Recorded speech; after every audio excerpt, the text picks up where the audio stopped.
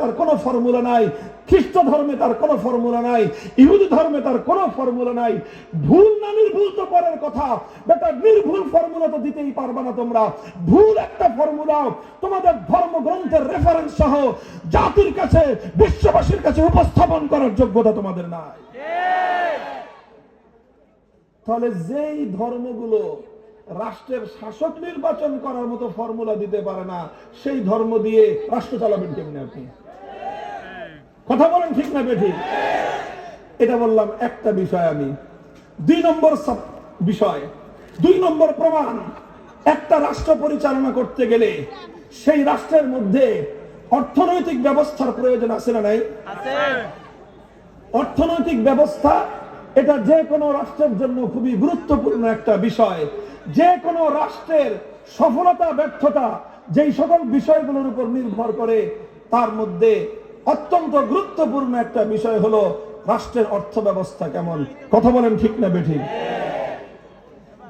এবার বলি আমি, সবগুলো ধর্মের কাছে আমার প্রশ্ন হলো এই, বলো 2026 সালে অন্য দেশের প্রয়োজন নাই, বাংলাদেশের জাতীয় বাজেট কিভাবে হবে সেটা তোমরা দেখাও। আমাদের বাংলাদেশের ফিসক্যাল ইয়ার, অর্থনৈতিক বর্ষ শুরু হয় জুলাই টু জুন। কোথেকে?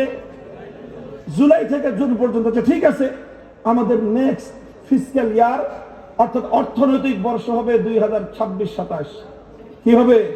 এখন চলতেছে 25-26, সামনের অর্থবর্ষ হবে 26-27, অর্থাৎ 2026-এর জুলাই থেকে 2027-এর জুন পর্যন্ত।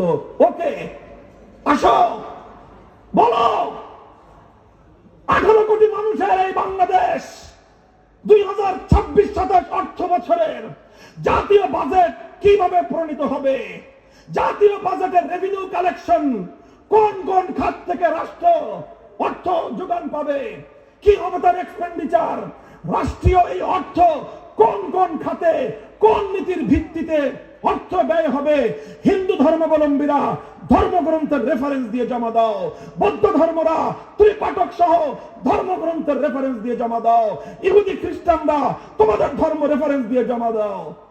চিৎকার করে গেলাম, আমার এই মাইকের আওয়াজ সব ধর্মাবলম্বীদের কানে পৌঁছতেছে। এটা মনে করার কোনো কারণ নাই যে ফাঁকা মাঠে শুধু চিৎকার করে গেলাম। এই যে এতগুলি চোখ আছে, এগুলো রেকর্ড হইতেছে, রেকর্ড হয়ে এরা তো বসে থাকবে না।